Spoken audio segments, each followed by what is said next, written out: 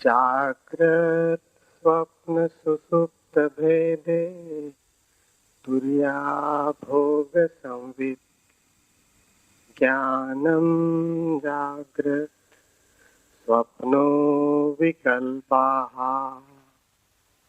अविवेको माया सुप्तम् त्रितया भोक्ता वीरेशः। जागृत स्वप्न सुषुप्ति इन तीनों अवस्थाओं को पृथक रूप से जानने से तुरीयावस्था का भी ज्ञान हो जाता है। ज्ञान का बना रहना ही जागृत अवस्था है, विकल्प ही स्वप्न है। अविवेक अर्थात स्वबोध का अभाव मायामय सुषुप्ति है। तीनों का भोक्ता वीरेश कहलाता है।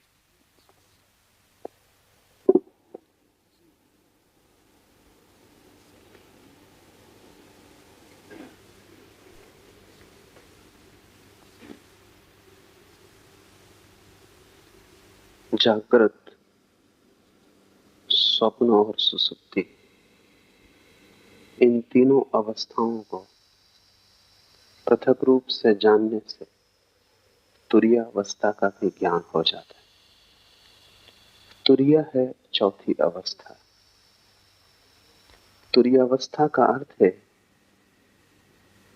परम ज्ञान। तुरीयावस्था का अर्थ है कि किसी प्रकार का अंधकार भीतर न रह जाए, सभी ज्योतिर्मय हो उठे, जरा सा कोना भी अंतस का अंधकारपूर्ण न हो, कुछ भी न बचे भीतर जिसके प्रति हम जागृत नहीं हो गए। बाहर और भीतर सब और जागृति का प्रकाश फैल जाए। अभी जहां हम हैं वहां या तो हम जागृत होते या हम स्वप्न में होते या हम सुषुप्ति में होते। चौथे का हमें कुछ भी पता नहीं। जब हम जागृत होते हैं तो बाहर का जगत तो दिखाई पड़ता है, हम खुद अंधेरे में होते। वस्तुएं तो दिखाई पड़ती हैं लेकिन स्वयं का कोई बोध नहीं होता। संसार तो दिखाई पड़ता है लेकिन आत्मा की कोई प्रतीति नहीं होती। ये आधी जागृत अवस्था है, जिसको हम जागरण कहते हैं। सुबह नींद से उठकर वो अधूरा जागरण है, और अधूरा भी कीमती नहीं, क्योंकि व्यर्थ तो दिखाई पड़ता है और सार्थक दिखाई नहीं पड़ता। कूड़ा करकट तो दिखाई पड़ता है, हीरे अंधेरे में खो जाते। खुद तो हम दिखाई नहीं पड़ते कि कौन है, और सारा संसार दिखाई पड़ता है। दूसरी अवस्था है स्वप्न की। हम तो दिखाई पड़ते ही नहीं स्वप्न में, बाहर का संसार भी खो जाता है। सिर्फ संसार से बने हुए प्रतिबिंब मन में तैरते, उन्हीं प्रतिबिंबों को हम जानते और देखते। जैसे कोई दर्पण में देखता हो चांद को, या झील पर कोई देखता हो आकाश के तारों को।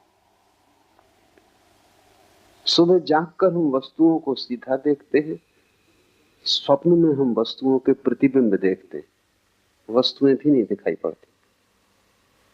और तीसरी अवस्था है जिससे हम परिचित हैं, बाहर का जगत भी खो जाता है, वस्तुओं का जगत भी अंधेरे में हो जाता है, और प्रतिबिंब भी नहीं दिखाई पड़ते, स्वप्न भी तिरोहित हो जाता है। तब हम गहन अंधकार में पड़ जाते हैं। उसी को हम सुसुप्ति कहते हैं। सुसुप्ति में न तो बाहर का ज्ञान रहता न भीतर का। जागृत में बाहर का ज्ञान रहता है, और जागृत और सुसुप्ति के बीच की एक मध्य कड़ी है स्वप्न, जहां बाहर का ज्ञान तो नहीं होता लेकिन बाहर की वस्तुओं से बने हुए प्रतिबिंब हमारे मस्तिष्क में तैरते हैं और उन्हीं का ज्ञान होता है। चौथी अवस्था है तुरीया, वही सिद्धावस्था है। सारी चेष्टा उसी को पाने के लिए, सब ध्यान सब योग तुरीयावस्था को पाने के उपाय। तुरीयावस्था का अर्थ है भीतर और बाहर दोनों का ज्ञान। अंधेरा कहीं भी नहीं, न तो बाहर और न भीतर,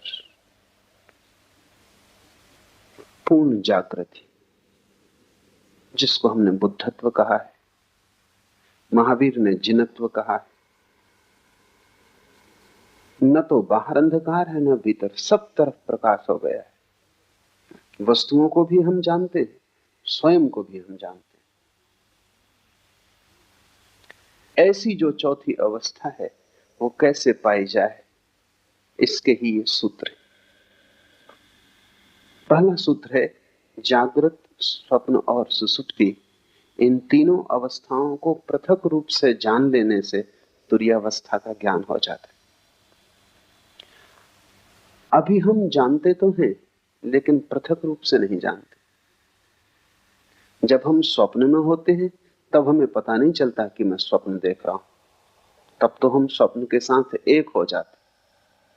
सुबह जाग के पता चलता है कि रात सपना देखा, लेकिन अब तो वो अवस्था खो चुकी। जब अवस्था होती है तब हम पृथक रूप से नहीं जान पाते, तादात्म्य हो जाता है। स्वप्न में लगता है कि हम स्वप्न हो गए, सुबह जाग के लगता है कि अब हम स्वप्न नहीं है, लेकिन अब हमारा तादात्म्य जागृत से हो जाता है। हम कहते हैं अब मैं जाग गया, लेकिन तुमने कभी सोचा कि रात तुम फिर सो जाओगे और ये तादात्म्य भी भूल जाएगा, फिर सपना आएगा और तुम सपने के साथ एक हो जाओगे। जो भी तुम्हारी आंख पर आ जाता है तुम उसी के साथ एक हो जाते हो, जबकि तुम सभी से पृथक हो। ये ऐसा ही है जैसे वर्षा आए और तुम समझने लगो कि मैं वर्षा हो गया, फिर गर्मी आए और तुम समझो कि मैं गर्मी हो गया, और फिर शीत आए और तुम समझो कि मैं शीत हो गया। लेकिन ये तीनों मौसम तुम्हारे आसपास हैं, तुम इन तीनों से अलग हो। बचपन था तो तुमने समझा कि मैं बच्चा हूं, जवान हुए तो तुमने समझ लिया कि मैं जवान हूं, बूढ़े हुए तो तुम समझ लोगे कि मैं बूढ़ा हूं, लेकिन तुम तीनों के पार हो। अगर तुम पार ना होते तो बच्चा जवान होता कैसे? तुम्हारे भीतर कुछ है जो बचपन को छोड़ सका और जवान हो सका। वो कुछ बचपन और जवानी दोनों से अलग। स्वप्न में तुम खो जाते हो, जागकर फिर तुम्हें लगता है सपना झूठ था। तुम्हारे भीतर कोई चेतना का तत्व है जो यात्रा करता है। स्वप्न, सुसुप्ति, जागृत तुम्हारे यात्रा के पड़ाव, तुम नहीं हो। और जैसे ही तुम इस बात को समझ पाओगे कि तुम पृथक हो, अलग हो, वैसे ही चौथे का जन्म शुरू हो जाए। वो पृथकता ही चौथा है। महावीर ने इसके लिए बहुत कीमती शब्द प्रयोग किया। महावीर कहते हैं भेद विज्ञान। वे कहते हैं सारा विज्ञान अध्यात्म का भेद को साफ साफ कर लेने में, वही इस शिव सूत्र का अर्थ है कि तुम्हें तीनों अवस्थाएं अलग अलग हैं, इसका पता चल जाए। जैसे ही तीनों अवस्थाओं को तुम अलग अलग जान लोगे, तुम ये भी जान लोगे कि मैं तीनों से अलग हूं। तुम्हें भेद की कला आ गई। अभी हमारी मनोदशा ऐसी है कि जो भी हमारे सामने होता है हम उसी के साथ एक हो जाते। किसी ने तुम्हें गाली दी, क्रोध उठा, उस क्षण में तुम क्रोध के साथ एक हो जाते। तुम भूल ही जाते हो कि क्षण भर पहले क्रोध नहीं था, तब भी तुम थे। क्षण भर बाद क्रोध फिर चला जाएगा, तब भी तुम रहोगे। तो क्रोध बीच में आया हुआ धुआं है। उसने तुम्हें कितना ही घेर लिया हो, लेकिन वो तुम्हारा स्वभाव नहीं। चिंता आती है तो चिंता का बादल घिर जाता है, सूरज छिप जाता है, तुम भूल ही जाते हो कि मैं पृथक हूं। सुख आता है तो तुम नाचने लगते हो, दुख आता है तो तुम रोने लगते हो। जो भी घटता है तुम उसी के साथ एक हो जाते हो। तुम्हें अपनी पृथकता का कोई बोध नहीं। इसे धीरे धीरे अलग करना सीखना होगा। हर स्थिति में अलग करना सीखना होगा। भोजन करते वक्त जानना कि जो भोजन कर रहा है वो शरीर। भूख लगे तो जानना कि जिससे भूख लगी है वो शरीर है। मैं सिर्फ जानने वाला हूं। चेतना को कोई भूख लग भी नहीं सकती। गर्मी लगे और पसीना बहे तो जानना कि वो शरीर पर घट रहा है। इसका ये अर्थ नहीं कि तुम गर्मी में बैठे रहना और पसीना बहने देना, हटना, सुविधा बनाना, लेकिन शरीर के लिए ही सुविधा बनाई जा रही, तुम सिर्फ जानने वाले हो।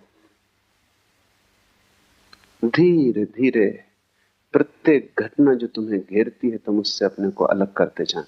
कठिन है पृथक करना, क्योंकि बहुत बारीक फासला है, सीमा रेखा साफ नहीं, क्योंकि अनंत जन्मों में तुमने तादात्म्य करना ही सीखा है, तोड़ना नहीं सीखा है। तुमने हमेशा अपने को जोड़ना सीखा है स्थितियों के साथ, तुम तोड़ने की बात ही भूल गए। इसका नाम ही बेहोशी, ये जो तुमने जोड़ना सीख लिया है। एक सुबह मुल्ला नसरुद्दीन अस्पताल में अपने मित्र के पास बैठा। मित्र ने आंख खोली और उसने कहा कि नसरुद्दीन क्या हुआ? मुझे कुछ याद भी नहीं आता। नसरुद्दीन ने कहा कि रात तुम जरा ज्यादा पी गए और फिर तुम खिड़की पे चढ़ गए और तुमने कहा कि मैं उड़ सकता हूं, और तुम उड़ गए। 3 मंजिल मकान पर थे। घटना जाहिर है, सब हड्डियां पसलियां टूट गई। मित्र ने उठने की कोशिश की और कहा कि नसरुद्दीन, और तुम वहां थे और तुमने ये होने दिया, और तुम किस तरह के मित्र हो? नसरुद्दीन ने कहा ये बात मत उठाओ, उस समय तो मुझे भी लग रहा था कि तुम ये कर सकते हो। यही नहीं, अगर मेरे पजामे का नाड़ा थोड़ा ढीला ना होता तो मैं तुम्हारे साथ आ रहा था। वो तो कहां उड़ने में पजामा संभालूंगा, इसलिए मैं रुक गया और बच गया। तुम ही थोड़ी पी गए थे, मैं भी पी गया था। बेहोशी का अर्थ है जो भी चित्त में दशा आ जाए उसी के साथ एक हो जाना। शराबी को एक ख्याल आ गया कि उड़ सकता हूं, तो अब वो भेद नहीं कर सकता। सोचने के लिए जगह नहीं, विवेक के लिए सुविधा नहीं, इसी के साथ एक हो गया। तुम्हारा जीवन इसी शराबी जैसा है। माना कि तुम खिड़कियों से नहीं उड़ते, और माना कि तुम अस्पताल में नहीं पाए जाते और हड्डियां नहीं तोड़ लेते, लेकिन बहुत गौर से देखोगे तो तुम अस्पताल में ही हो, तुम्हारी सब हड्डियां टूट गई, क्योंकि तुम्हारा पूरा जीवन एक रोग है, और उस रोग में सिवाय दुख और पीड़ा के कुछ हाथ आता नहीं। सब जगह तुम गिरे हो, सब जगह तुमने अपने को तोड़ा है, और सारे तोड़ने के पीछे एक ही मूर्छा का सूत्र है कि जो भी घटता है तुम उससे फासला नहीं कर पाते। थोड़े दूर हटो, एक एक कदम लंबी यात्रा है, क्योंकि हजारों लाखों जन्मों में जिसको बनाया है उसको मिटाना भी आसान नहीं होगा, पर टूटना हो जाता है, क्योंकि वही सत्य। तुमने जो भी बना लिया है वो असत्य है। इसलिए हिंदू इसे माया कहते हैं। माया का अर्थ है कि तुम जिस संसार में रहते हो वो झूठ है। इसका यह अर्थ नहीं कि बाहर जो वृक्ष है वो झूठ है और पर्वत जो है वो झूठ है और आकाश में चांद तारे हैं वो झूठ है, नहीं। इसका केवल इतना ही अर्थ है कि तुम्हारा जो तादात्म्य है वो झूठ है, और उसी तादात्म्य से तुम जीते हो, वही तुम्हारा संसार है। कैसे तादात्म्य टूटे? तो पहले तो जागने से शुरू करो, क्योंकि वही थोड़ी सी किरण जागरण की है। स्वप्न से तो तुम कैसे शुरू करोगे?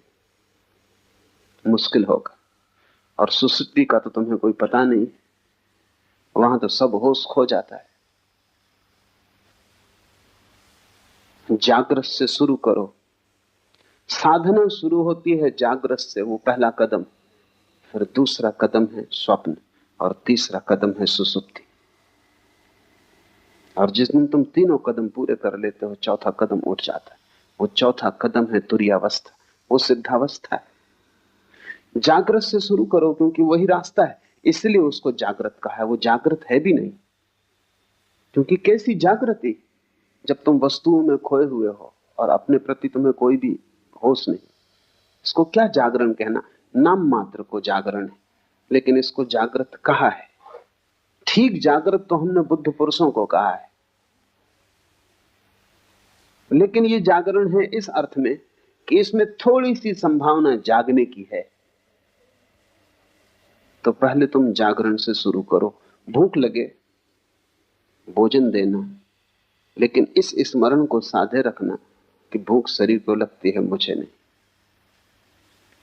पैर में चोट लगे तो मलहम पट्टी करना, अस्पताल जाना, दवा लेना, लेकिन भीतर एक जागरण को साधे रखना कि चोट शरीर को लगी है, मुझे नहीं। इतने स्मरण को रखने से ही तुम पाओगे कि 99% पीड़ा तिरोहित हो गई। 99% पीड़ा इतना होश रखने से ही तिरोहित हो जाती कि जो चोट लगी है वो मुझे नहीं। इतना बोध भी तत्क्षण तुम्हारे दुख को विसर्जित कर देता है। 1% बची रहेगी, क्योंकि ये बोध पूरा नहीं है। जिस दिन बोध पूरा हो जाएगा उस दिन समग्र दुख विसर्जित हो जाता है।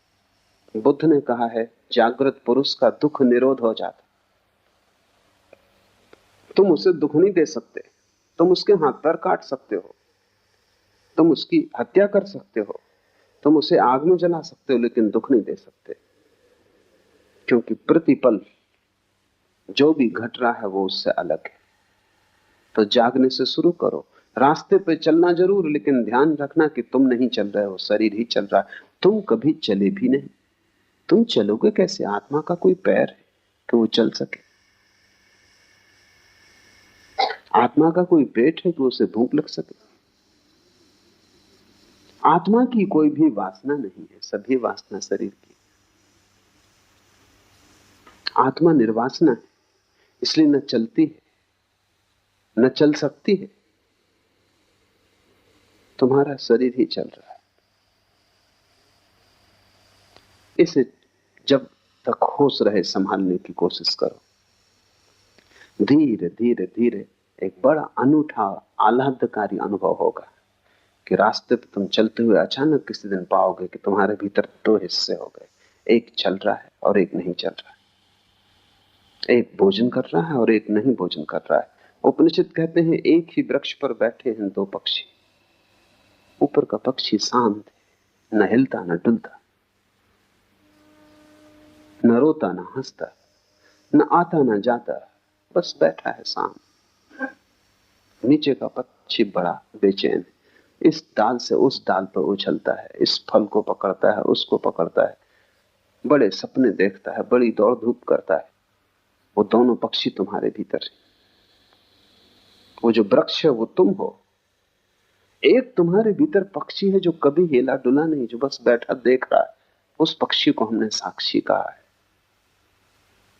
जीसस ने कहा है, एक ही बिस्तर पर तुम सोते हो, उसमें एक मरा हुआ है और एक सदा जीवित, और एक सदा से मरा हुआ है और एक सदा जीवित रहेगा। वो बिस्तर तुम ही हो।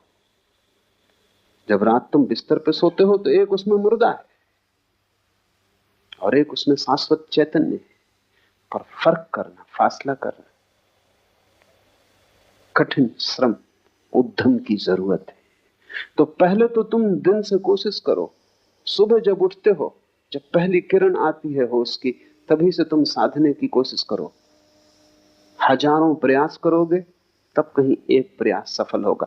पर एक भी सफल हो जाए तो तुम पाओगे कि हजारों साल भी मेहनत करनी महंगी नहीं थी। क्योंकि एक क्षण को भी तुम्हें यह पता चल जाए कि जो चल रहा है वो तुम नहीं, जो रुका है वो तुम हो, जो वासना से भरा है वो तुम नहीं, जो सदा निर्वासना है वो तुम हो, जो मरण धर्म है वो तुम नहीं, जो अमृत का स्रोत है वो तुम हो। एक क्षण को भी इसका पता चल जाए तो एक क्षण को भी तुम महावीर या बुद्ध हो जाओ या शिवत्व को उपलब्ध हो जाओ तो तुमने महासंपदा का द्वार खोल दिया। फिर यात्रा सरल है। स्वाद के बाद यात्रा बड़ी सरल है।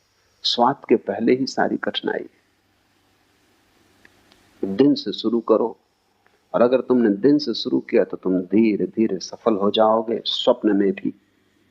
गुरुजी इस सदी का एक बहुत बड़ा गुरु, महागुरु, वो अपने साधकों को पहले तो दिन में होश रखना सिखाता था। फिर स्वप्न में होश रखना सिखाता था। तो उसकी प्रक्रिया थी कि जब तुम सोने लगो तब एक ही बात स्मरण रखो कि ये स्वप्न है। अभी स्वप्न शुरू नहीं हुआ, तुम अभी जागे हो। तभी से तुम ये सूत्र अपने भीतर दोहराने लगो कि जो मैं देख रहा हूं ये स्वप्न है। कमरे को चारों तरफ देखो और ये भाव मन में गहरा करो कि जो मैं देख रहा हूं ये स्वप्न है। बिस्तर को छुओ और ये भाव गहरा करो कि जो मैं छू रहा हूं ये स्वप्न है। अपने हाथ को ही अपने हाथ से स्पर्श करो और अनुभव करो कि जो मैं छू रहा हूं ये स्वप्न है। ऐसे भाव को करते करते तुम सो जाओ। ये भाव की सतत धारा तुम्हारे भीतर बनी रहेगी। कुछ ही दिनों में तुम पाओगे कि बीच स्वप्न में तुम्हें अचानक याद आ जाता है कि ये स्वप्न है, और जैसे ही याद आता है स्वप्न उसी क्षण टूट जाता है। क्योंकि स्वप्न के चलने के लिए मूर्छा जरूरी, वो बिना मूर्छा के स्वप्न नहीं चल सकता। बीच स्वप्न में तुम्हें याद आ जाएगा ये स्वप्न है और स्वप्न टूट जाएगा, और तुम इतने आनंद से भर जाओगे, उस आनंद को तुमने कभी जाना भी नहीं। नींद टूट जाएगी, स्वप्न बिखर जाएगा और एक गहरा प्रकाश तुम्हें घेर लेगा। ज्ञानी पुरुष के स्वप्न तिरोहित हो जाते, क्योंकि नींद में भी वो स्मरण रख पाता है कि ये स्वप्न है। भारत ने इसके बड़े अनूठे प्रयोग किए। शंकर वेदांत में सारे जगत को माया की जो धारणा है वो इसी का एक प्रयोग है।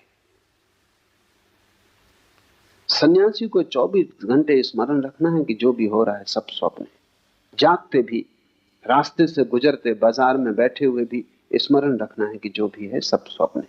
ये क्यों? ये एक प्रयोग है, एक प्रक्रिया है, एक विधि है।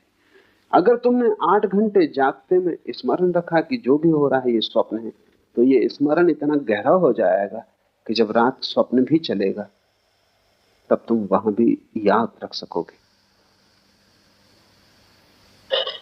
वहां भी तुम याद रख सकोगे कि ये स्वप्न। अभी तुम याद नहीं रख पाते। अगर ठीक से समझो तो अभी भी तुम उल्टे अर्थों में यही कर रहे हो।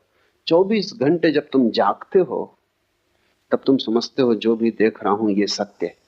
इसी प्रतीति के कारण रात सपने को देख के भी तुम समझते हो कि जो मैं देख रहा हूं वो सत्य है, क्योंकि ये प्रतीति गहरी हो जाती।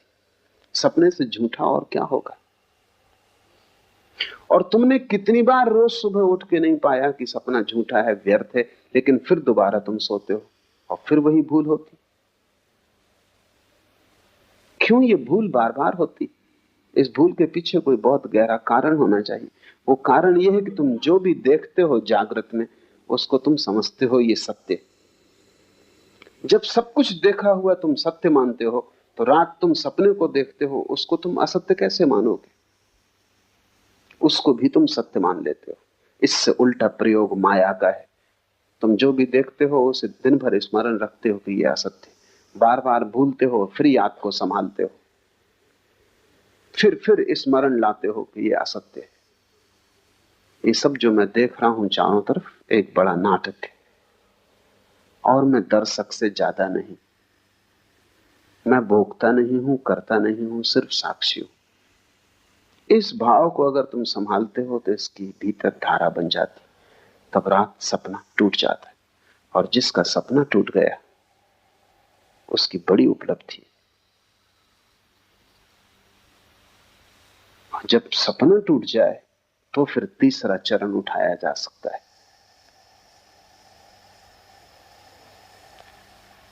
जब सपना टूट जाए तो फिर सुसुप्ति में होश रखने का चरण उठाया जा सकता है। लेकिन तुम्हें अभी बहुत कठिनाई होगी, सीधा उस प्रयोग को करना संभव नहीं, एक एक कदम उठाना पड़े।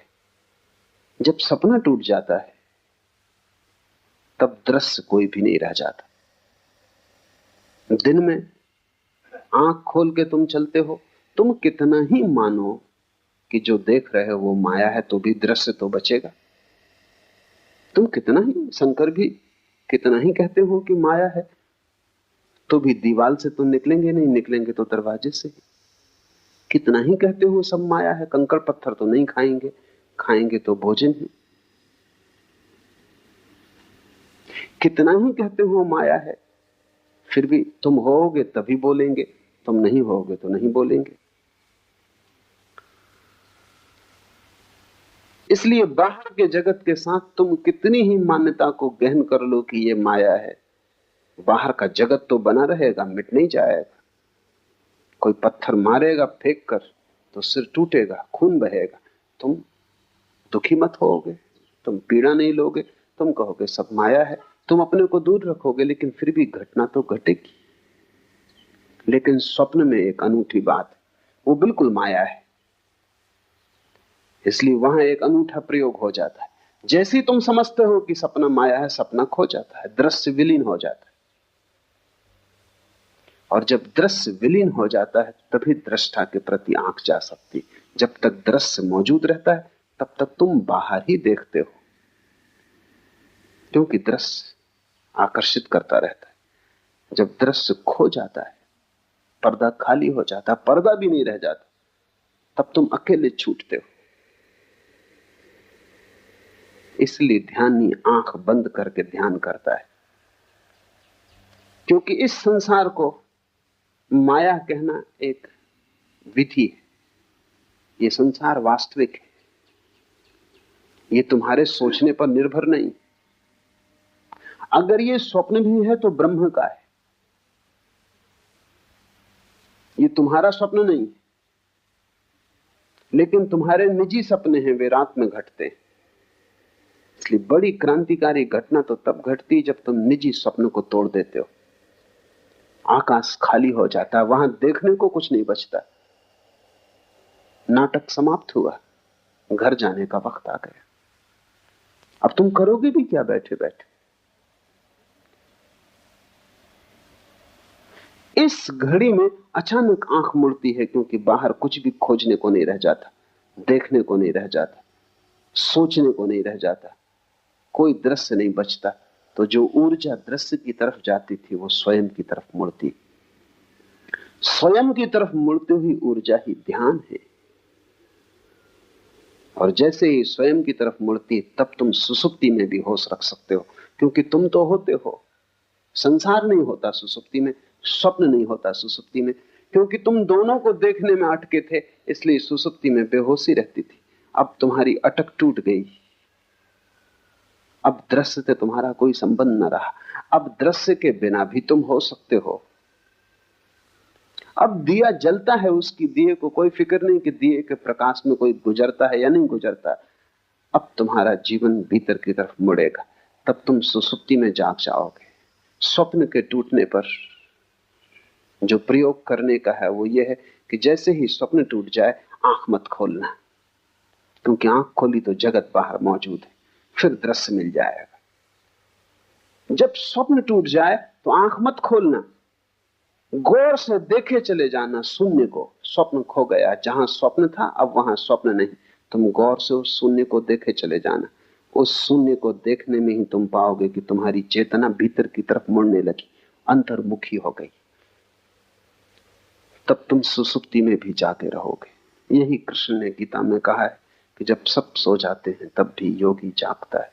जो सबके लिए निद्रा है वो योगी के लिए निद्रा नहीं, वो सुसुप्ति में भी जागा हुआ है। और जब तुम तीनों को पृथक पृथक देख लेते हो तब तुम चौथे हो गए, अपने आप चौथे हो गए। तुरी का अर्थ है चौथा, द फोर्थ। उस शब्द का और कोई अर्थ नहीं, उसे कोई शब्द का अर्थ देने की जरूरत भी नहीं, बस चौथा कहना काफी है। क्योंकि सभी अर्थ उसको बांध लेंगे, सभी शब्दों से बांध लेंगे, सिर्फ इशारा काफी है, क्योंकि वो अनंत है और असीम है। जैसे ही तुम तीन के बाहर हुए तुम परमात्मा हो। इन तीन में तुम प्रविष्ट हो गए हो, इसीलिए संकीर्ण हो गए हो। ये ऐसा ही है जैसे कि तुम खुले आकाश से एक टनल में, एक बोगदे में प्रवेश कर जाओ और बोगदा छोटा होता जाए। इंद्रियों तक आते आते तुम बिल्कुल संकीर्ण हो गए हो। पीछे लौटना है। जैसे जैसे तुम पीछे लौटते हो तुम्हारा आकाश बड़ा होता जाता है। जिस क्षण तुम तीनों के पार अपने को देख लेते हो उस दिन तुम महाकाश हो, उस दिन तुम परमात्मा हो। ऐसे ही जैसे कि कोई आदमी दूरबीन से देखता है आकाश को, दूरबीन का छोटा सा छेद वो अपनी सारी आंखों को उसी पर लगा देता है, फिर दूरबीन से आंखें हटाता है, तब उसे पता चलता है कि मैं दूरबीन नहीं, तुम भी आंख नहीं हो, लेकिन आंख पर तुम कई जन्मों से टिके हो। तुम कान नहीं हो, लेकिन कान से तुम कई जन्मों से सुन रहे हो। तुम हाथ नहीं हो, लेकिन हाथ से तुम कई जन्मों से छू रहे हो। बस तुम दूरबीन से बंध गए हो। तुम्हारी हालत वैसी हो गई जैसे किसी वैज्ञानिक को दूरबीन बंध गई हो। अब वो दूरबीन को आंख से बांधे हुए घूम रहा है। तुम उसको कितना ही कहो कि दूरबीन उतार के रखो, ये तुम नहीं हो, पर वो दूरबीन से ही देख सकता है और भूल ही गया है। ये विस्मृति है। इस विस्मृति को तोड़ने की प्रक्रिया है। जागृत से शुरू करो, सुसुप्ति पर पूर्ण होने दो। जागृत, स्वप्न और सुसुप्ति, इन तीनों अवस्थाओं को पृथक रूप से जानने से तुरीय अवस्था का भी ज्ञान हो जाता है। इसे शुरू करो और धीरे धीरे बढ़ते जाओ। जिस दिन तुम्हें गहरी नींद में होश रह जाए उस दिन जान लेना तुम में, बुद्ध में, महावीर में, शिव में अब कोई अंतर ना रहा। लेकिन तुम उल्टा ही काम कर रहे हो। तुम जागरण में भी ठीक जागे हुए नहीं हो तो तुम सुसुप्ति में कैसे जागोगे? तुम यहां भी सोए हुए हो। तुम्हारा जागरण नाम मात्र को है। तुम्हें भ्रम पैदा होता है कि तुम जागे हो क्योंकि तुम काम चलाओ, काम निपटा लेते हो, साइकिल चला लेते हो, तुम सोचते हो तुम जागे हुए हो, कार चला लेते हो, तुम सोचते हो तुम जागे हुए हो। लेकिन तुमने कभी ख्याल किया कि ये सब ऑटोमेटिक हो गया है, यंत्रवत हो गया है। साइकिल चलाने वाला सोचता भी नहीं कि अब बाएं मुड़ना है, अब दाएं मुड़ना है। वो अपने मन में लगा रहता है। साइकिल बाएं मुड़ती, दाएं मुड़ती, वो अपने घर पहुंच जाता है। सोचना या होश पूर्वक चलने की कोई जरूरत नहीं, सब यंत्रवत हो गया, आदत हो गई, वो घर पहुंच ही जाता है। कार चलाने वाला चलाता जाता है, कोई जरूरत नहीं है उसको कि वो जागे। हम सबकी जिंदगी एक रूटीन, एक बंधी हुई लीक पर घूमने लगती। जैसे कोल्हू के बैल चलते हैं ऐसे हम चलने लगते, उसी लीक पर रोज चलते हैं। किसी की लीक थोड़ी बड़ी, किसी की थोड़ी छोटी, किसी की थोड़ी सुंदर, किसी की थोड़ी कुरूप, लेकिन लीक होने में कोई फर्क नहीं। तुम्हारी जिंदगी एक कोल्हू के बैल की भांति। सुबह उठते हो, एक धारा चलती है, रात सो जाते हो, एक वर्तुल पूरा हुआ, फिर सुबह उठते हो, फिर वही, फिर वही। ये सब इतनी बार तुमने दोहराया है कि अब होश रखने की कोई जरूरत ही नहीं। ये बेहोशी में ही हो जाता है। समय पर भूख लग जाती है, समय पर नींद आ जाती है, समय पर उठ के तुम बाजार चल पड़ते हो। तुम पूरी जिंदगी को ऐसे सोए सोए एक वर्तुल में गुजार रहे हो। कब जागोगे? कब एक झटका दोगे अपने को? कब इस लीक से उठोगे? कब कहोगे कि मैं कोल्हू का बैल होने को राजी नहीं हूं?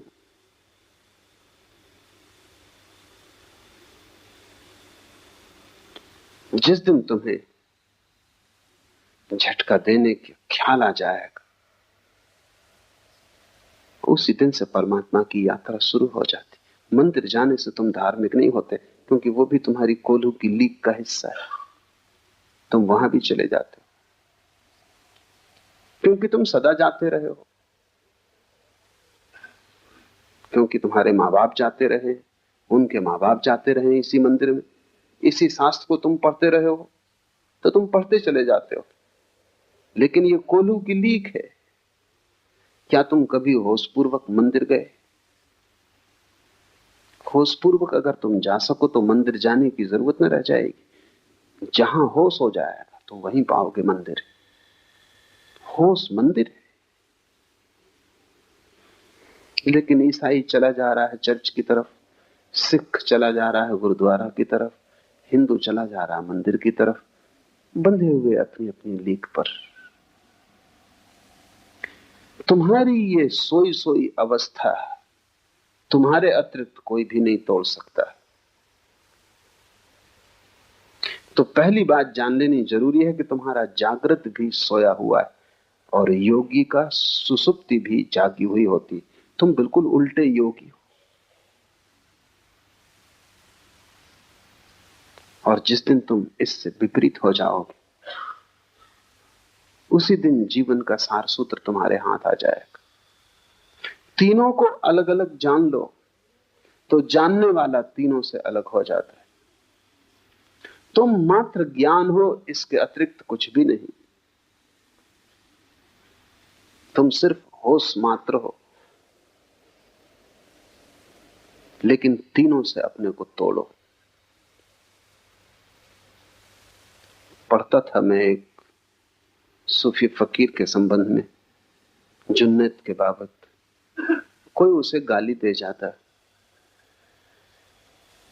तो वो कहता कि कल आके उत्तर दूंगा। कल जाके कहता कि अब उत्तर की कोई जरूरत नहीं। तो आदमी पूछता कि कल मैंने गाली दी, कल तुमने क्यों उत्तर न दिया? कि तुम अनूठे आदमी हो, गाली किसी को दो तो वो उसी वक्त उत्तर देता, क्षण भर नहीं रुकता। जुन्नत ने कहा कि मेरे गुरु ने कहा है कि अगर जल्दी की तो मूर्छा हो जाती, तो थोड़ा वक्त देना। कोई गाली दे उसी वक्त अगर उत्तर दिया तो उत्तर मूर्छा में दिया जाएगा, क्योंकि गाली तुम्हें घेरे होगी, उसका ताप तुम्हें पकड़े होगा, उसका धुआं अभी आंखों में होगा। थोड़ा बादल को गुजर जाने दो, 24 घंटे का वक्त दो, फिर उत्तर देना। और जुन्नत कहता कि मेरा गुरु बहुत चालबाज आदमी था, क्योंकि जब से मैं उत्तर ही नहीं दे पाया। 24 घंटा कोई रुक जाए क्रोध करने को तो तुम सोचते हो क्रोध कर पाएगा? 24 मिनट भी रुक जाए तो क्रोध असंभव है, 24 सेकंड रुक जाए तो क्रोध असंभव है। सच तो यह है कि 1 सेकंड भी अगर रुक जाए और देख ले तो क्रोध असंभव है। लेकिन तुम रुकते ही नहीं। उधर किसी ने गाली दी, जैसे किसी ने बिजली का बटन दबाया, इधर तुम्हारा पंखा चला। इसमें रत्ती भर का फासला नहीं, इसमें जरा सी भी संद नहीं है, और तुम सोचते हो कि तुम बड़े होशपूर्ण हो। तुम मालिक भी नहीं हो अपने। बेहोश आदमी अपना मालिक हो भी नहीं सकता। कोई भी बटन दबाता है और तुम्हें चलाता है। कोई आया, तुम्हारी खुशामद की और तुम खिलखिला गए, गदगद हो गए।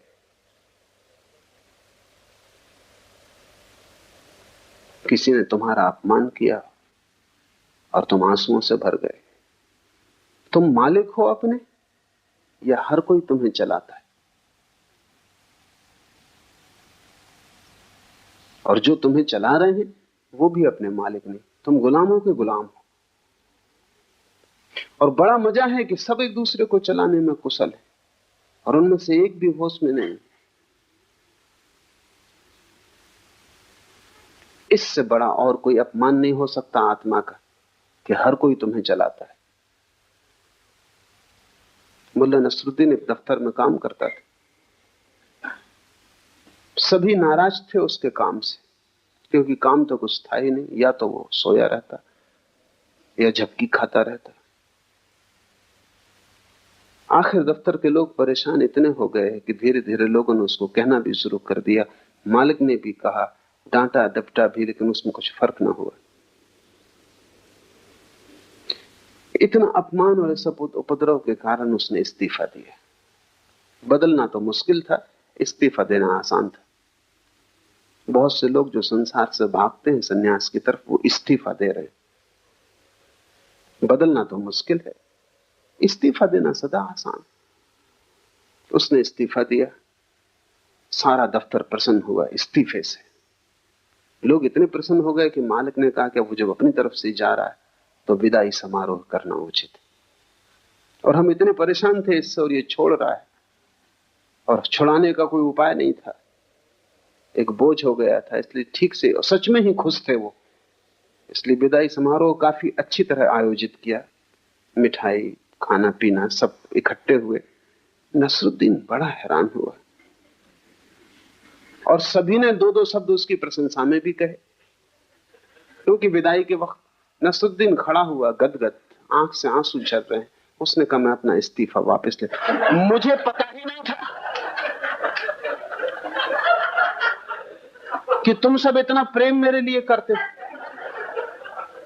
अब इस जीवन में यहां से जाने का कोई कारण नहीं।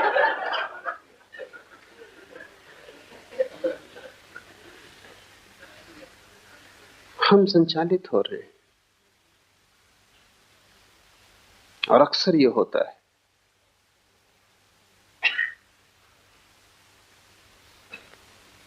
कि चारों तरफ पूरा संसार एक एक व्यक्ति को चला रहा है, और मौसम चारों तरफ बदलता रहता है, हजारों तरह के लोग हैं। इसलिए तुम्हारे भीतर एक गहरा विभ्रम और एक कंफ्यूजन होगा ही, क्योंकि तुम एक से चालित नहीं हो। एक से चालित तो वही है जो भीतर जागा हुआ है। उसकी जिंदगी में एक स्पष्टता होगी, निरभरता होगी, उसके जीवन में एक सफाई होगी, एक निर्णय होगा, उसके जीवन में एक दिशा होगी। तुम्हारे जीवन में कोई दिशा नहीं हो सकती। तुम तो ऐसे जैसे कोई आदमी भीड़ में धक्के में चलता है, वो चल भी नहीं रहा, लेकिन भीड़ इतना धक्का दे रही कि खड़ा भी नहीं रह सकता। कोई बाएं धक्का देता है तो वो बाएं चला जाता है, कोई दाएं धक्का देता है तो वो दाएं चला जाता है। तुम्हारी पूरी जिंदगी भीड़ में चलती हुई है। तुम गौर से देखो, समझ में आ जाएगा। कोई कुछ कह रहा है वो तुम करते हो, फिर कोई कुछ और कहता है वो तुम करते हो, फिर तुम्हारे भीतर इतने विरोधाभास हो जाते।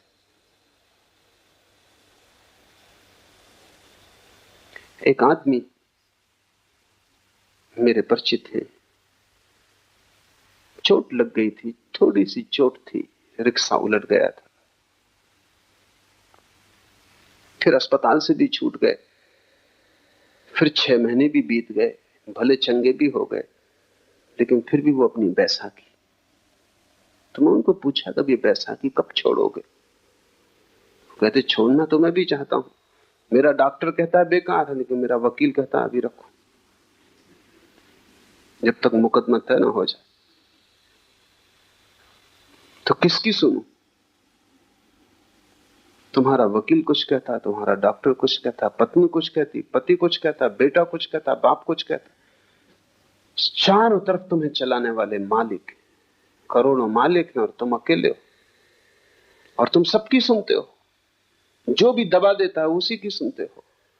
तब तुम्हारे भीतर सब दरारें पड़ जाती, खंड खंड हो जाता है व्यक्तित्व। जब तक तुम भीतर की न सुनोगे तब तक तुम अखंड नहीं हो सकते। मैं सन्यासी उसे कहता हूं जिसने भीतर की आवाज सुननी शुरू कर दी, और जब वो भीतर की आवाज पर सब दांव लगाने को राजी।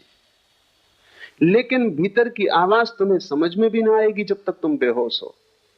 तब तक अगर तुमने भीतर की आवाज समझी भी कि ये भीतर की है, तो वो भीतर की ना होगी, वो भी बाहर की आवाज होगी। बेहोश आदमी को भीतर की आवाज का क्या पता?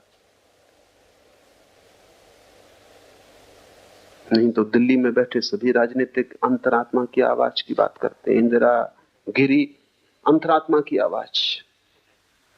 अंतरात्मा का पता कैसे सोए हुए आदमी को? कौन सी आवाज अंतरात्मा की तुम्हें कैसे पता? जो भी आवाज तुम्हारी वासनाओं को तृप्त करती मालूम पड़ती, अंतर्वासना की आवाज, उसे तुम अंतरात्मा की आवाज कहते हो। सिर्फ जागे हुए आदमी के भीतर कोई आवाज होती, और वो आवाज तुम्हें मिल जाए तो तुम्हारे जीवन में सब जो कलुष, वो जो उपद्रव है, वो 1000 तरह के विक्षिप्त स्वर है कि तुम एक भीड़ हो गए हो, एक व्यक्ति नहीं। तुम एक बाजार की तरह हो जिसमें सब चल रहा है। बंबई का शेयर बाजार हो तुम, सब चल रहा है, कुछ समझ में नहीं आता। कोई नए आदमी को समझ में ना आया कि तुम क्या हो। कोई कुछ चिल्ला रहा है, कोई कुछ चिल्ला रहा है, सब तरह की आवाजें। तुम्हारी आवाज बिल्कुल खो गई। तुरीयावस्था का अर्थ है आत्मा को पहचानना, और इन 3 से तुम अपने को तोड़ो तो ही तुम आत्मा को पहचान सकोगे। छोटे छोटे प्रयोग शुरू करो। क्रोध आए, रुको, जल्दी क्या है। घृणा आए, थोड़ा रुको, थोड़ा संधि काल चाहिए। तभी उत्तर दो जबकि तुम होश में आ जाओ, उसके पहले उत्तर मत दो।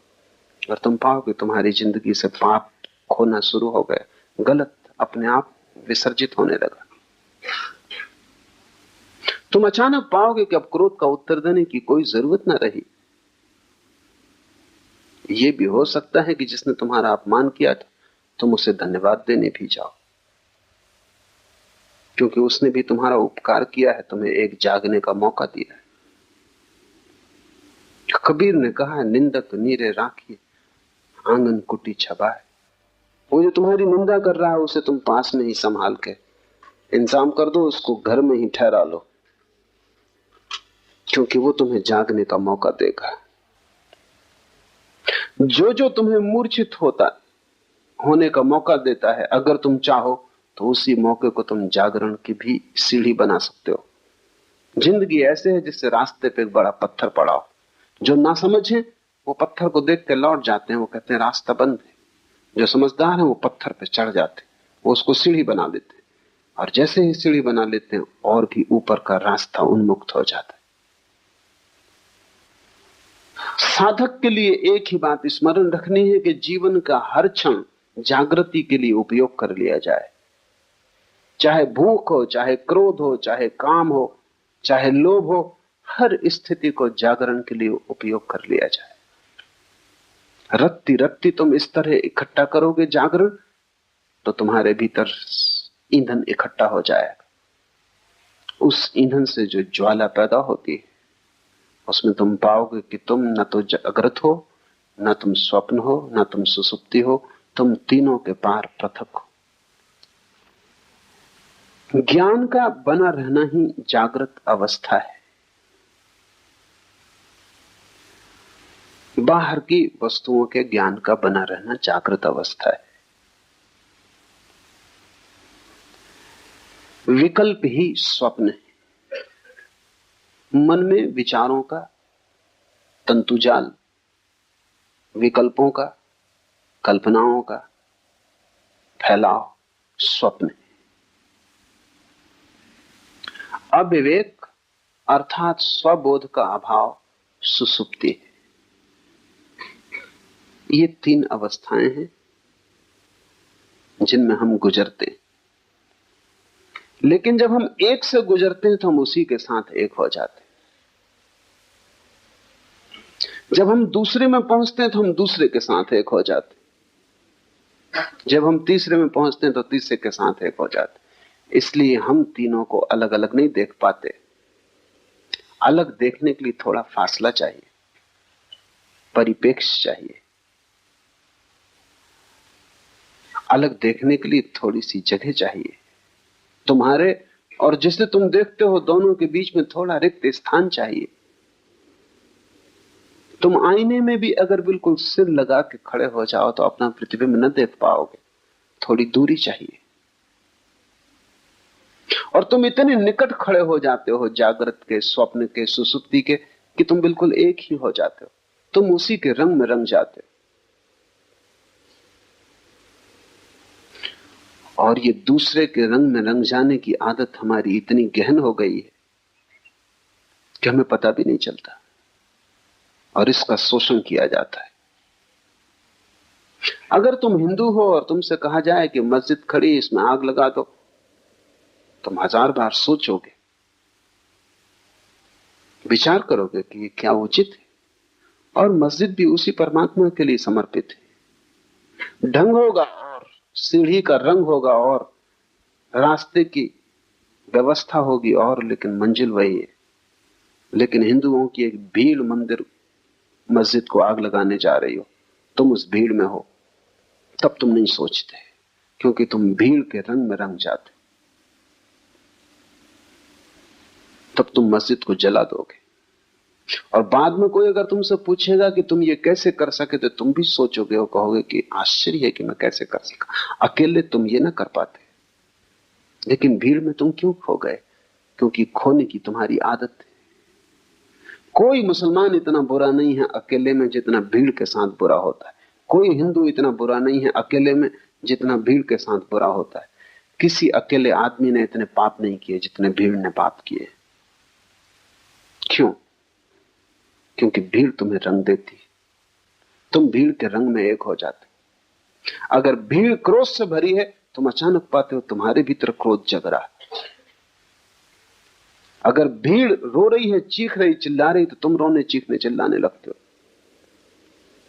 अगर भीड़ प्रसन्न है, तुम अपना दुख भूल जाते हो और प्रसन्न हो जाते हो। ख्याल करो, तुम किसी के घर गए हो, कोई मर गया है, वहां अनेक लोग रो रहे हैं, अचानक तुम पाते हो तुम्हारे भीतर भी रुदन उठा आ रहा है।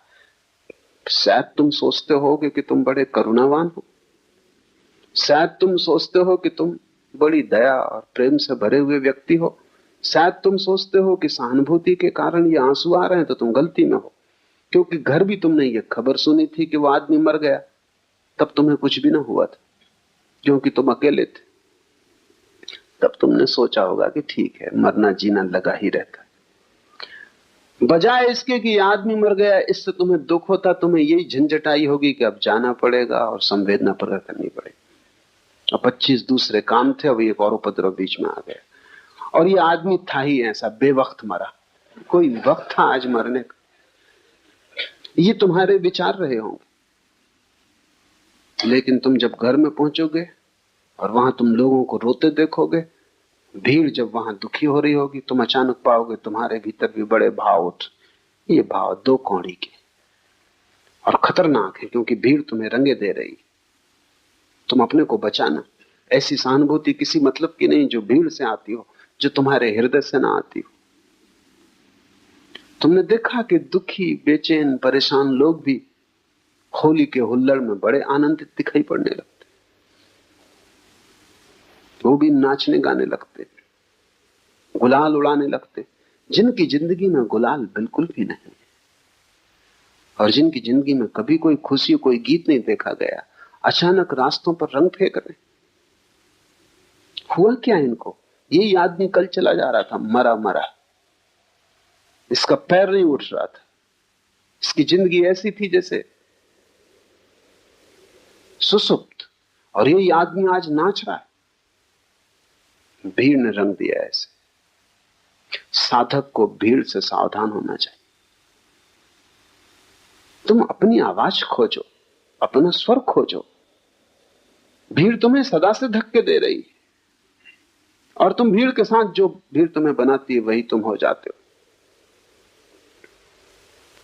ये क्यों हो पाता है?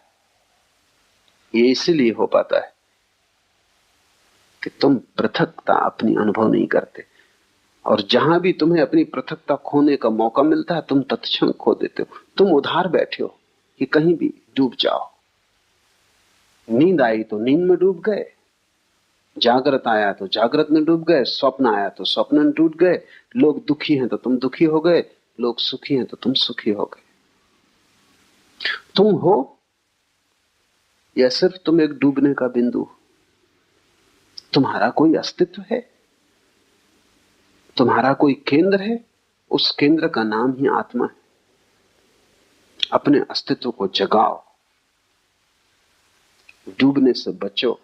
इसलिए सारे धर्म शराब के विरोध में। शराब में ऐसी कोई खराबी नहीं, लेकिन सभी धर्म विरोध में। कारण कुल इतना ही है कि वो डूबने का रास्ता है। सभी धर्म जगाने के पक्ष में, और जो आदमी शराब पी रहा है वो डूब रहा है। जो जो चीजें डुबाती हैं तुम्हें, जिन जिन चीजों से तुम और भी ज्यादा मूर्छित होते हो, तुम वैसे ही काफी मूर्छित हो। रत्ती भर तुम में जरा सा होश है, तुम उसी को भी खोने के लिए तैयार रहते हो। और आश्चर्य की बात तो यह है कि जब भी तुम उसे खो देते हो तभी तुम प्रसन्न होते हो। तुम जैसा मूल खोजना असंभव है, क्योंकि जब तुम उसे खो देते हो तभी तुम कहते हो कि बड़ा आनंद है। क्यों? क्योंकि वो जो थोड़ा सा होश है वो तुम्हें जिंदगी की समस्याओं को देखने में सहायता देता है। वो तुम्हें जिंदगी के प्रति चैतन्य बनाता है और चिंता से भरता है। वो तुम्हें होश से भरता है कि तुम होश में नहीं हो। वो जो छोटा सा तुम्हारे भीतर किरण है, वो तुम्हारे अंधकार को प्रकट करती है, जो कि गहन है। तुम उस किरण को भी बुझा देना चाहते हो कि न रहेगी किरण, न रहेगा बांस, न बजेगी बांसुरी, न रहेगी किरण, न अंधेरे का पता चलेगा।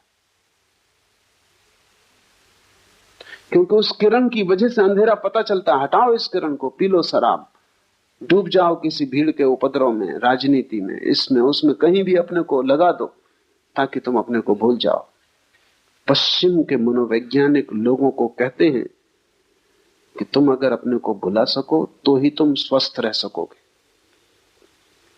और पूरब के धर्म गुरुओं ने कहा है कि तुम अपने को जगा सको तो ही तुम स्वस्थ हो सकोगे। बड़ी उल्टी बातें, लेकिन दोनों बातें सार्थक है। पश्चिम का मनोवैज्ञानिक तुम जैसे हो उसको स्वीकार करता है। तुम जैसे हो ऐसे ही तुम रह सको, जी सको, किसी तरह गुजार सको जिंदगी, उसमें सहायता पहुंचाता है। वो ठीक कह रहा है। वो कह रहा है किसी तरह अपने को बुला दो। ज्यादा चैतन्य खतरनाक है, क्योंकि तुम चिंता से भर जाओगे, क्योंकि तब तुम्हें सब चीजें दिखाई पड़नी शुरू हो जाएंगी और कुछ भी ठीक नहीं है इस जिंदगी में, सब गड़बड़ है, सब अस्त व्यस्त है। तो बेहतर तुम आंख बंद कर लो, प्रसन्न रहो। क्या जरूरत है इस सारे समस्या को देखने की? लेकिन पूरब के धर्मगुरु तुम्हें स्वीकार नहीं करते। वो कहते हैं तुम तो रुग्ण हो, तुम तो विक्षिप्त हो ही, तुम्हें पहले शांति की जरूरत नहीं है। कोई चिंता नहीं अगर चिंता बढ़े और तुम्हारे भीतर बेचैनी आ रहे, कोई हर्ज नहीं, क्योंकि उसी के द्वारा तुम बदलोगे, क्रांति होगी। ये तो ऐसा है जैसे एक आदमी कैंसर से पड़ा है और हम कुछ भी नहीं कर सकते, तो हम उसको मार्फिया देते हैं कि तुम अपना आराम से तो पड़े रहो। लेकिन पूरब के धर्मगुरु कहते हैं मार्फिया से जीवन क्रांति नहीं होती। जगाओ, रूपांतरण हो सकता है। और आदमी जैसा है ये उसकी अंतिम अवस्था नहीं, ये उसकी प्रथम अवस्था तक नहीं। ये तो यात्रा के बिल्कुल बाहर ही खड़ा है, द्वार के।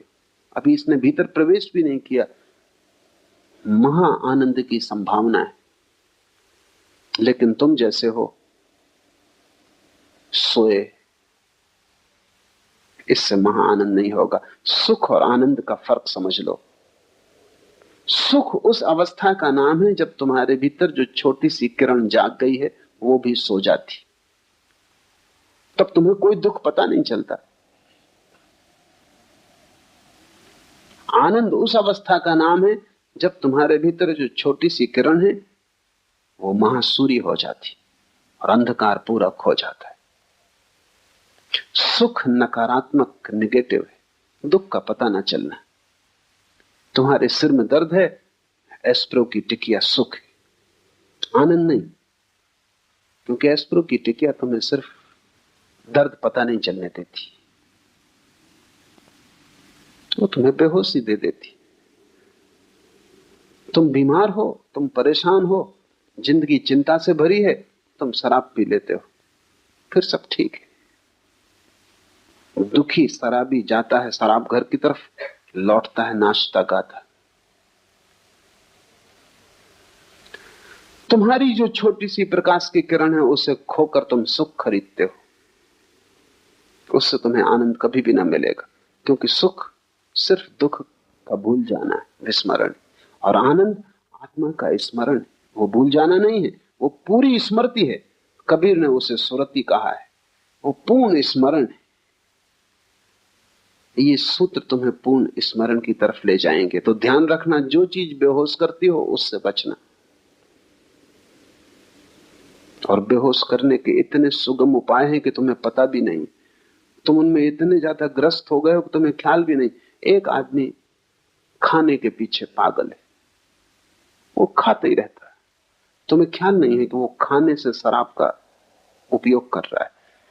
ज्यादा भोजन निद्रा लाता है, ज्यादा भोजन सुसुप्ति देता है। इसलिए अगर किसी दिन तुमने उपवास किया तो रात तुम सो ना सकोगे, क्योंकि भोजन की एक अपनी तंद्रा है। तो जो आदमी 24 घंटे खाने में लगा है वो खाने के माध्यम से बेहोशी खोज रहा है। एक आदमी महत्वाकांक्षा की यात्रा में लगा है। वो कहता है कि जब तक करोड़ रुपए ना हो तब तक मैं रुकने वाला नहीं। तब तक वो दीवाने की तरह लगा है। सुबह हो, रात हो, दिन हो, अंधेरा हो, उजेला हो, कुछ फिक्र नहीं। उसके मन में एक गणित चल रहा है, 1 करोड़। उस एक गणित के प्रति समर्पित है। उसे कोई चिंता नहीं घेरती, उसे कोई चिंता नहीं, बस उसको 1 करोड़। उसको चिंता उस दिन घेरेगी जब 1 करोड़ पाने में सफल हो जाए। तब अचानक वो पाएगा कि बेकार गए, अब क्या करना है। मैंने सुना है पागल खाने में 3 आदमी बंद थे एक ही कोठरी में, क्योंकि एक ही साथ पागल हुए थे। तीनों पुराने साथी थे, एक दूसरे को रंग दिया होगा।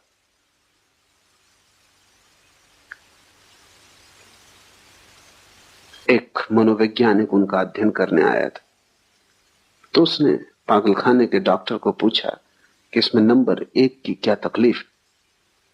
उसने कहा, ये नंबर 1 एक रस्सी में लगी हुई गांठ को खोलने का उपाय कर रहा था और खोल नहीं पाया, उसी में पागल हुआ। और ये दूसरा क्या कर रहा था, ये भी वही गांठ खोल रहा था रस्सी में लगी, और खोलने में सफल हो गया और इसीलिए पागल हुआ। वो मनोवैज्ञानिक थोड़ा हैरान हुआ। उसने कहा, ये तीसरे सज्जन? उसने कहा, ये वो सज्जन है जिनने गांठ लगाई थी।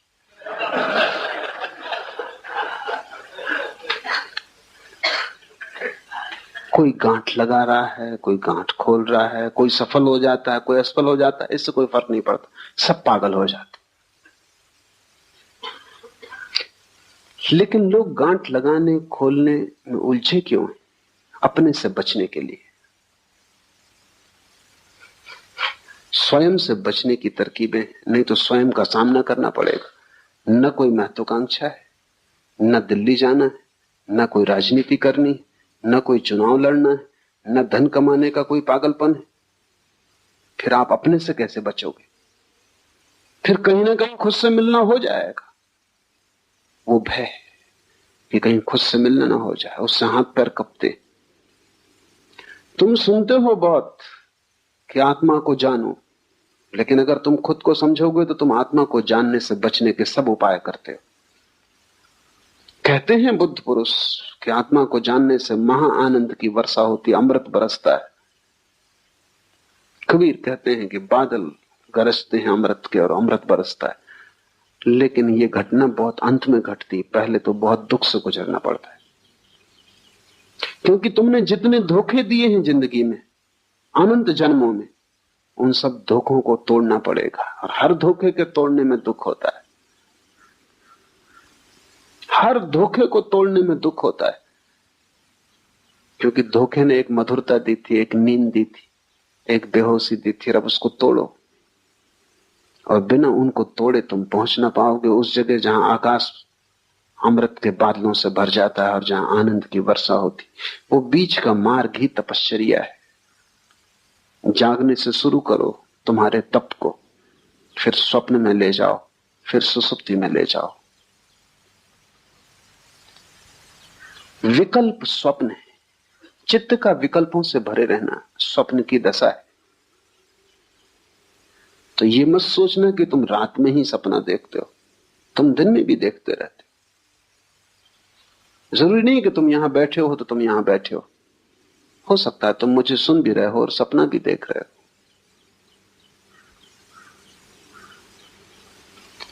तुम्हारे भीतर 24 घंटे एक अंतर्धारा सपने की चलती रहती। जागने में भी भीतर तो एक सपना तुम्हें घेरे ही रहता है, कुछ ना कुछ चलता ही रहता है। कभी भी आंख बंद करो और तुम पाओगे कि भीतर कुछ चल रहा है।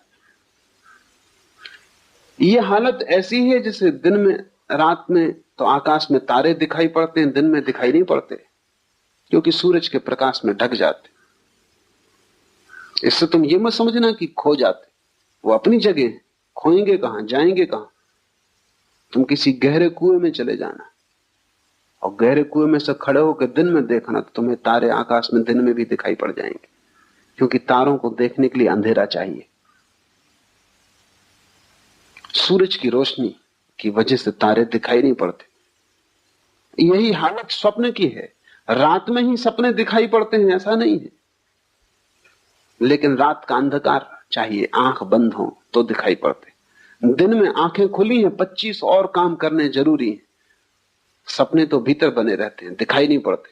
दिन में भी तुम अगर आराम कुर्सी पे आंख बंद करके बैठ जाओ, तत्क्षण दिवा स्वप्न शुरू हो जाएगा। वो चल ही रहा था, वो भीतर चलता ही रहता है, उसका एक अंतर सूत्र है। इस अंतर सूत्र को तोड़ना बहुत जरूरी, क्योंकि दिन में तुम तोड़ सको तो रात में तोड़ पाओगे, दिन में ही ना तोड़ सके तो रात में कैसे तोड़ोगे।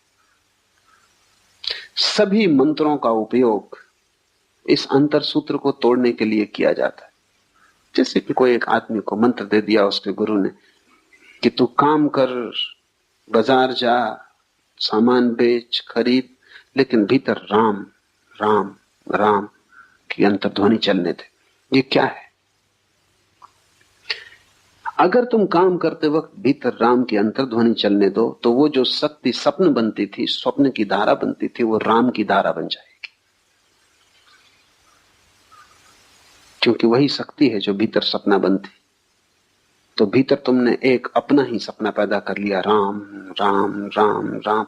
बाहर तुम सब काम करते हो और भीतर तुम राम का अनुस्मरण करते हो, तो वो जो शक्ति तुम्हारे भीतर खाली पड़ी सपना देखती थी, वो राम का स्मरण बन जाएगी।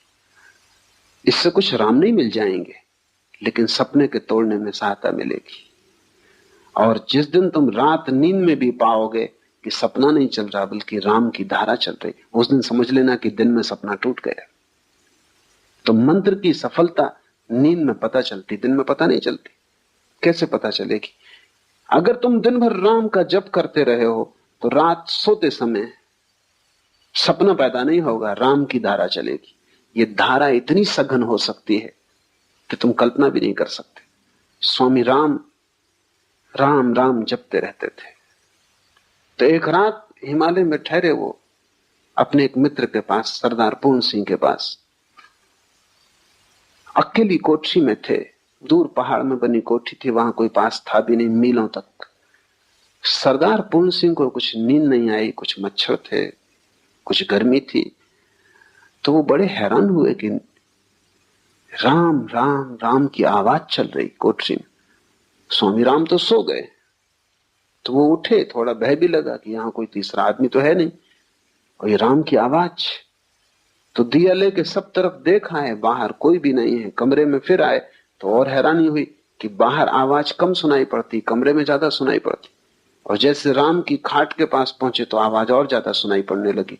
तो उन्होंने दिए से राम को देखा कि कहीं वो जाग के राम का स्मरण तो नहीं कर रहे हैं। तो वो तो गहरी नींद में सो रहे हैं, घर्राटा आ रहा। तो वो बहुत हैरान हुए, करीब आके बैठ गए, कान लगा के सुनने लगे। पूरे शरीर के रोए रोए से राम की आवाज आ रही।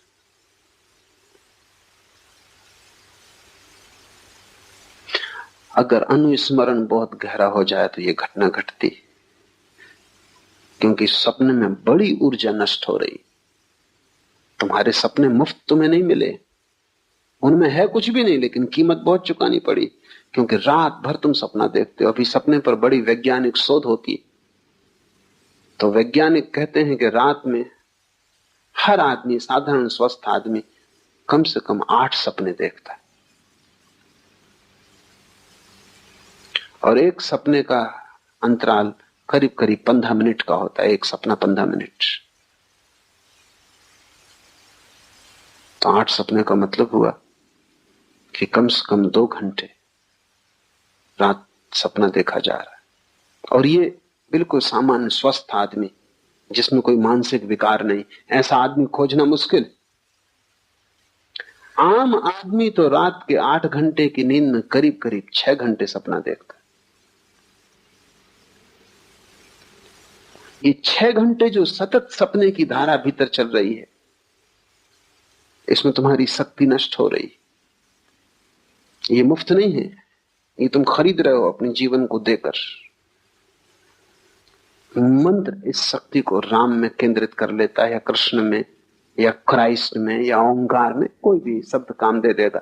कोई जरूरत नहीं भगवान का नाम, खुद का नाम भी अगर तुमने दोहराया तो काम दे देगा। अंग्रेज कवि हुआ टेनिसन, उसने अपने संस्मरण में लिखा है कि मुझे बचपन से ही न मालूम कैसे ये हो गया कि जब मुझे नींद ना आती थी तो मैं अपने को जोर जोर से कहता था टेनिसन टेनिसन टेनिसन, और मुझे नींद आ जाती। फिर मुझे तरकीब हाथ पड़ गई कि जब भी मैं बेचैन होता तो मैं भीतर कहता टेनिसन टेनिसन टेनिसन, मेरी बेचैनी खो जाती। फिर मैंने इसका मंत्र बना लिया। अपना ही नाम भी अगर तुम लोगे तो उतना ही लाभ हो सकता है, हालांकि होगा नहीं, क्योंकि तुम्हें अपने नाम पर उतना भरोसा नहीं हो सकता। बाकी फर्क कुछ भी नहीं। राम कहो, रहीम कहो, से कोई फर्क नहीं पड़ता। कोई भी नाम हो, से कोई फर्क नहीं पड़ता। सवाल नाम का नहीं, शब्द सभी एक जैसे और सभी नाम परमात्मा के। तुम्हारा नाम भी, कोई भी एक शब्द को पकड़ के अगर दोहराया जाए तो उसका एक संगीत भीतर पैदा हो जाता है, एक ध्वनि पैदा हो जाती। उस ध्वनि में स्वप्न की जो ऊर्जा है वो लीन हो जाती। मंत्र स्वप्नों को नष्ट करने के उपाय है, उनसे कोई परमात्मा को नहीं पाता है, लेकिन स्वप्न को नष्ट करना परमात्मा को पाने के मार्ग पर बड़ा कदम है। मंत्र एक प्रक्रिया है, एक विधि है, एक औजार है, एक हथौड़ी है जिससे हम सपनों को चकनाचूर कर देते। और सपने भी क्या है, शब्द हैं, इसलिए शब्दों की हथौड़ी उन्हें चकनाचूर कर सकती है। उनके लिए कोई लोहे की असली हथौड़ी भीतर ले जाने की जरूरत भी नहीं। नकली है, नकली हथौड़ी काम कर देगी। नकली बीमारी के लिए असली दवाई हमेशा खतरनाक है। नकली बीमारी के लिए नकली दवाई ही उचित होती, क्योंकि वही उसको नष्ट कर सकती है। स्वप्न क्या है, विकल्प है। और मंत्र क्या है, मंत्र संकल्प है। वो भी विकल्प का ही एक रूप है, लेकिन स्वप्न बदलते हुए क्षणभंगुर है, मंत्र सतत है और एक ही है। धीरे धीरे सभी स्वप्नों की ऊर्जा मंत्र में लीन हो जाती। और जिस दिन रात्रि में नींद में भी स्वप्न ना आए, मंत्र चलने लगे, तुम समझना कि तुमने स्वप्न पर विजय पा ली। तुम समझना कि तुम्हारा सपना टूटा, सत्य शुरू हुआ। उसके बाद सुसुप्ति में प्रवेश हो सकता है। लेकिन तुम उल्टा ही कर रहे हो, तुम विकल्पों को शक्ति देते हो। तुम्हारे भीतर व्यर्थ के विचार चलते हैं, उनको भी तुम साथ देते हो। बैठे हो खाली तो यही सोचने लगते हो कि अगले इलेक्शन में खड़े हो जाएं। फिर सपना शुरू हुआ, फिर राष्ट्रपति से हुए बिना काम नहीं चलेगा। फिर तुम सपने में राष्ट्रपति हो जाते हो, स्वागत समारोह हो रहे हैं और तुम इस सबको रस ले रहे हो, और तुम कभी भी नहीं सोचते कैसी मूढ़ता है, क्या तुम कर रहे हो। तुम एक व्यर्थ के विकल्प को ऊर्जा दे रहे हो, साथ दे रहे हो। और ऐसे ही व्यर्थ के विकल्पों से भरा हुआ तुम्हारा चित्त है। अगर हम आदमी के जीवन की पूरी खोजबीन करें तो 99% इसी तरह के सपनों में खो जाता है। धन के सपने, साम्राज्य के सपने, शक्ति के सपने। तुम पा भी लोगे तो क्या मिलेगा। अमेरिका का एक बहुत प्रसिद्ध प्रेसिडेंट हुआ, काल्विन कूलिच। बड़ा शांत आदमी था, भूल से ही वो राष्ट्रपति हो गया, क्योंकि उतने शांत आदमी उतनी अशांत जगहों तक पहुंच नहीं सकते। वहां पहुंचने के लिए बिल्कुल पागल दौड़ चाहिए। वहां जो जितना ज्यादा पागल, वो छोटे पागलों को दबा के आगे निकल जाता। कूलिच कैसे पहुंच गया, ये चमत्कार है। वो बिल्कुल शांत आदमी था, न बोलता न चालता। कहते हैं किसी किसी दिन ऐसा हो जाता कि 10-5 शब्दों से ज्यादा ना बोलता।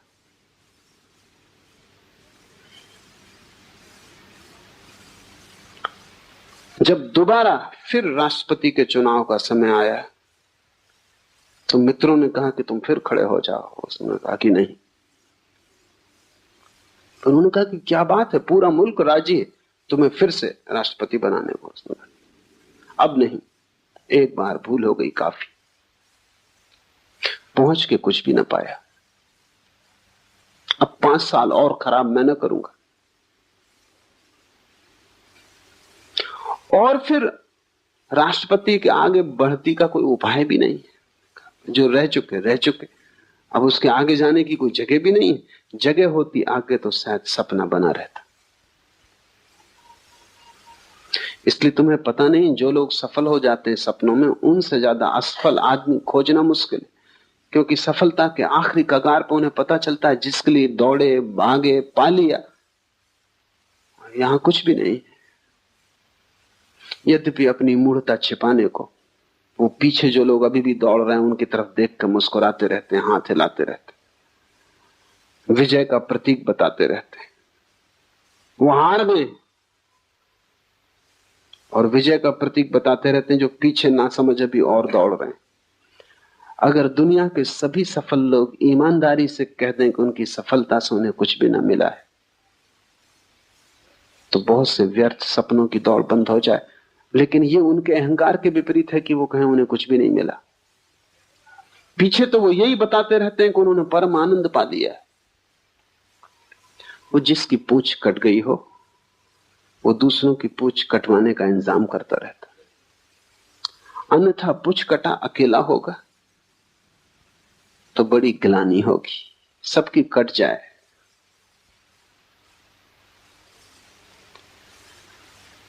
जब भी तुम्हारे भीतर स्वप्न की धारा चले तब जरा जग के देखना कि क्या तुम कर रहे हो।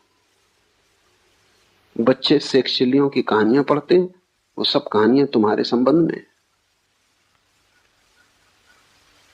मन शेक्सपियर है और जब तक तुम स्वप्न देखते हो तब तक तुम शेक्सपियर रहोगे। शेक्सपियर का मतलब है व्यर्थ के सपने देख रहा है और उन सपनों को सच मान रहा है। भगवान न करे कि वो सपने सच हो जाएं, क्योंकि उनको सच करने में बड़ी शक्ति लगानी पड़ेगी और जब वे सच हो जाएंगे तब तुम पाओगे उनसे कुछ भी ना पाया। हाथ राख लगती है सदा।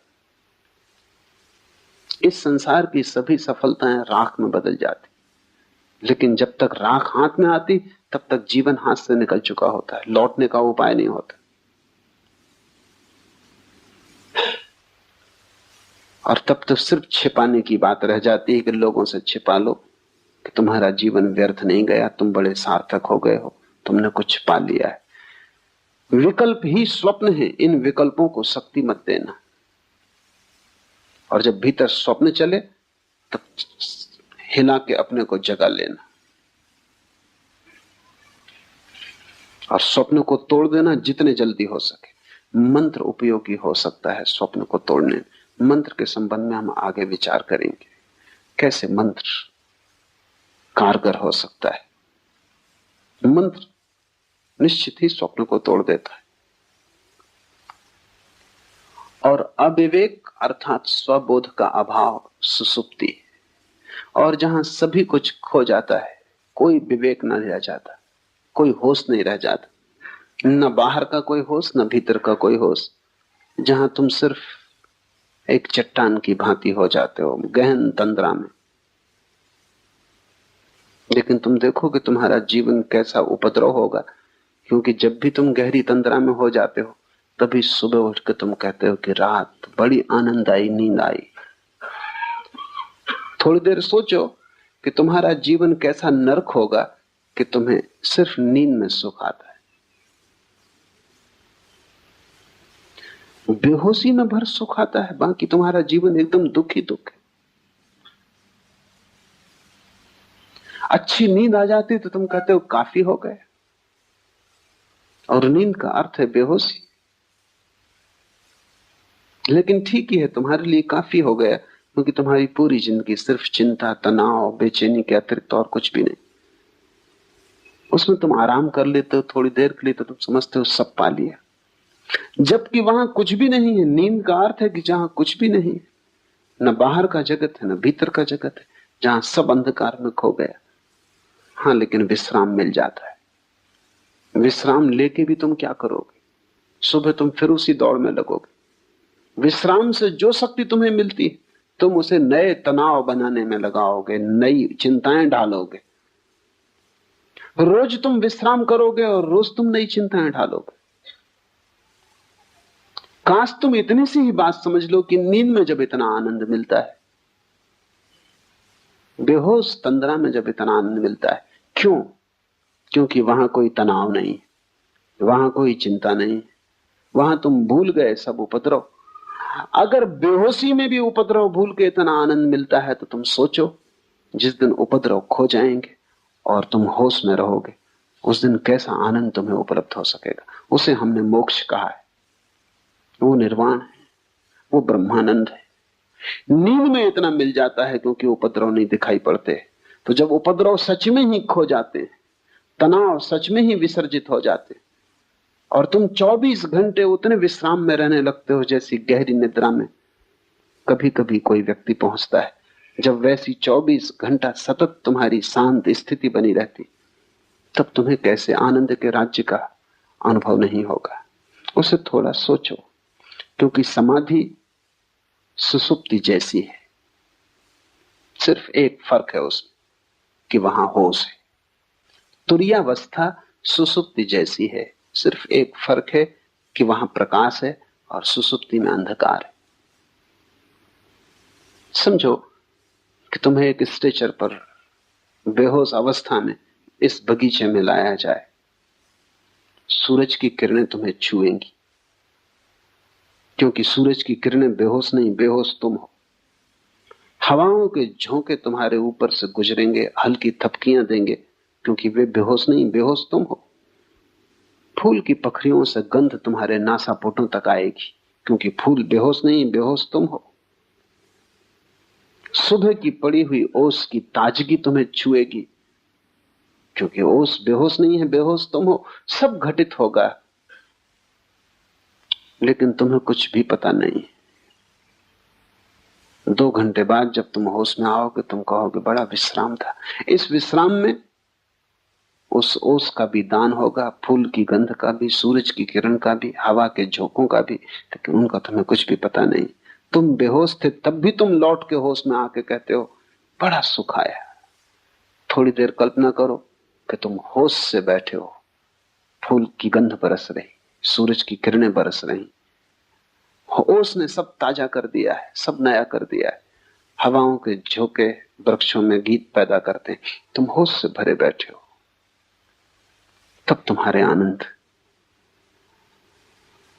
सुसुप्ति में तुम वहीं पहुंचते हो जहां बुद्ध और महावीर और शिव जागृत अवस्था में पहुंचते। नींद में भी तुम सुबह थोड़ी सी खबर लाते हो कि बड़ा सुख था, हालांकि तुम साफ नहीं कर सकते कि कैसा सुख था। तुम कुछ बता नहीं सकते, कुछ व्याख्या नहीं कर सकते, कुछ स्वाद की खबर नहीं दे सकते। नींद में गहरी, लेकिन फिर भी तुम सुबह थोड़ी सी ताजगी लेके आते हो। सुबह उठते हुए आदमी की जो रात गहरी नींद में सोया हो, उसके चेहरे पर बुद्धत्व की थोड़ी सी झलक होती। खासकर छोटे बच्चे जो कि सच में गहरी नींद सोते हैं, क्योंकि जैसे जैसे तुम्हारी चिंताएं बढ़ने लगती हैं, गहरी नींद भी मुश्किल हो जाती।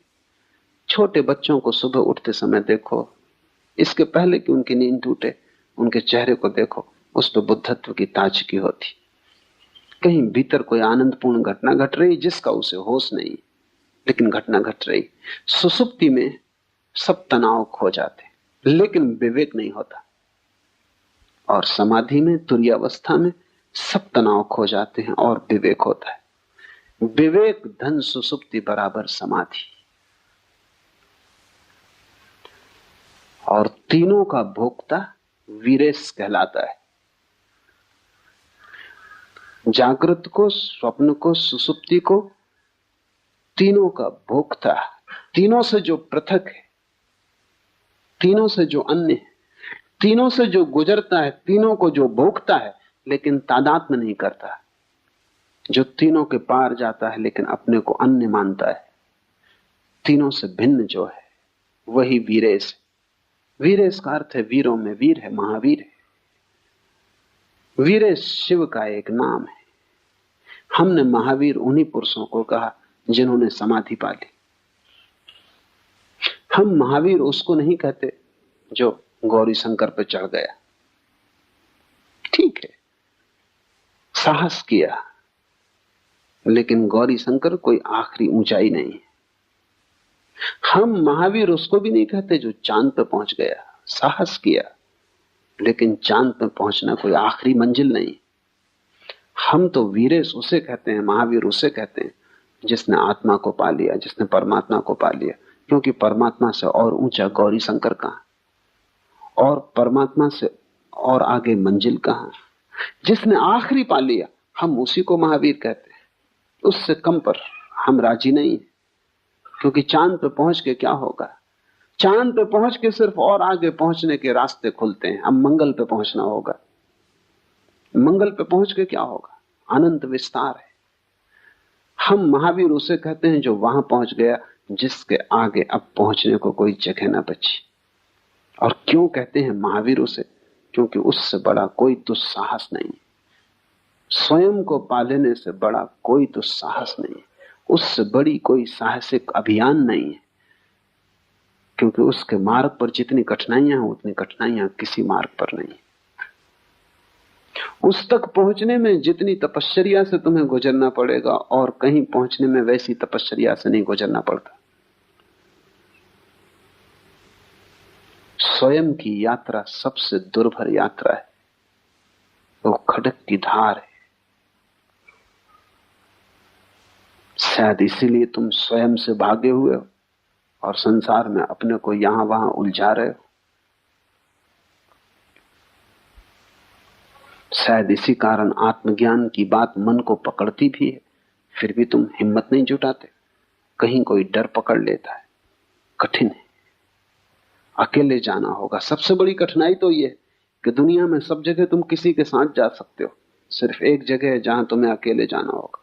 वहां पत्नी साथ ना होगी, भाई साथ ना होगा, मित्र साथ ना होगा, गुरु तक भी वहां साथ नहीं हो सकता, सिर्फ इशारा कर सकता है। बुद्ध ने कहा है, बुद्ध इशारा करते, जाना तुम्हें होगा। और अकेले होने में डर लगता है। और चारों तरफ इतने लोग हैं, इतने सपने हैं, सपनों में कई तो बड़े मधुर सपने, उनमें बड़ा रस है। उन सबको तोड़कर, इस सब सपने के जाल को गिराकर सत्य की यात्रा पर थोड़े से दुर्लभ लोग निकलते हैं। उनमें से भी बहुत से बीच यात्राओं से वापस लौट आते। लाखों में एक उस यात्रा पर जाता है, क्योंकि बड़ी कठिन है। और लाखों जाते हैं, उनमें से कोई एक पहुंच पाता है। इसलिए हमने उस अवस्था को वीरेश कहा है। 3 के पार जो चौथा तुम्हारे भीतर छिपा है, वही गौरी शंकर है। वहीं पहुंचना है। और पहुंचने का रास्ता यह है कि तुम जागने में और जागो। अभी तुम कुनकुने हो, जलती हुई लपट हो जाओ जागरण की, ताकि ये लपट स्वप्न में प्रवेश कर जाए। स्वप्न में भी जागो ताकि स्वप्न टूट जाएं। स्वप्न में इतने जागो कि जागने की एक किरण सुसुप्ति में भी पहुंच जाए। बस जिस दिन तुम सुसुप्ति में दिया लेके पहुंच गए, तुमने वीरेश होने का द्वार खोल लिया। तुमने मंदिर पर पहली दस्तक दी। अनंत आनंद है, लेकिन बीच का मार्ग चलना ही पड़े, कीमत चुकानी ही पड़े।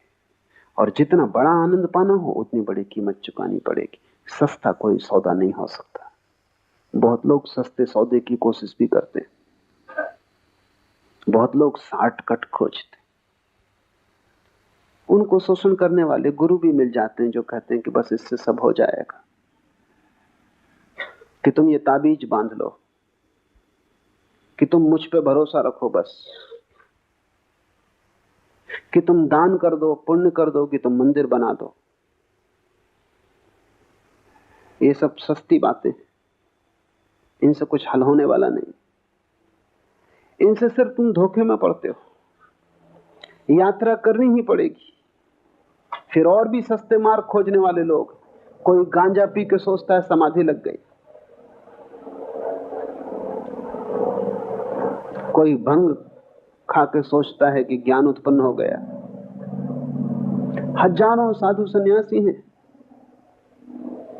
गांजा, अफीम, भंग का उपयोग कर रहे हैं। अभी पश्चिम में उनका प्रभाव बहुत बढ़ गया, क्योंकि पश्चिम में और भी अच्छे मादक द्रव्य खोज लिए गए। हसीस, मारिजुआना, एलएसडी और भी वैज्ञानिक केमिकल खोज लिए गए, जिनका तुम एक इंजेक्शन ले लो और तुम समाधिस्थ हो गए। एक गोली ले लो, समाधि उपलब्ध हो गई। जैसे तत्क्षण काफी तैयार की जा सकती है, वैसे तत्क्षण समाधि भी तैयार की जा सकती है। काश इतना सस्ता होता, और काश नशे में खोने से कोई ज्ञान को उपलब्ध होता, तो सारी दुनिया कभी की हो गई होती। इतना सस्ता नहीं है, लेकिन सस्ते की खोज मन करता है। मन चाहता है किसी तरह बीच का रास्ता कट जाए और हम जहां हैं वहां से हम सीधे मोक्ष में प्रवेश कर जाएं। बीच का रास्ता नहीं कट सकता, क्योंकि इस रास्ते से गुजरने में ही तुम्हारा मोक्ष आएगा। क्योंकि रास्ता सिर्फ रास्ता नहीं है, रास्ता तुम्हारा विकास भी है। यही तकलीफ है। बाहर तो हो सकता है लंदन से हवाई जहाज उठता है, सीधा बंबई उतर जाए, बीच का रास्ता काट दिया। लेकिन लंदन से जो आदमी बैठा, वो बंबई में वही आदमी उतरेगा जो लंदन से बैठा था। कोई दूसरा आदमी नहीं उतर सकता है, उसमें कोई विकास नहीं हुआ। ये यात्रा बाहर की है, लेकिन तुम जहां हो यहां से मोक्ष में उतरने का कोई हवाई यात्रा नहीं हो सकती। और जो भी कहते हैं हो सकती, वो धोखा देते। क्योंकि ये यात्रा एक बिंदु से दूसरे बिंदु की यात्रा नहीं है, एक जीवन स्थिति से दूसरे जीवन स्थिति में प्रवेश है। बीच के मार्ग से गुजरना ही होगा, क्योंकि उस गुजरने में ही तुम निखरोगे, जलोगे, बदलोगे। उस गुजरने की पीड़ा से ही तुम्हारा विकास होगा। वो पीड़ा अनिवार्य है, उस पीड़ा से गुजरे बिना कोई वहां नहीं पहुंच सकता। और तुमने अगर कोई संक्षिप्त रास्ता खोजा तो तुम सिर्फ अपने को धोखा दे रहे हो।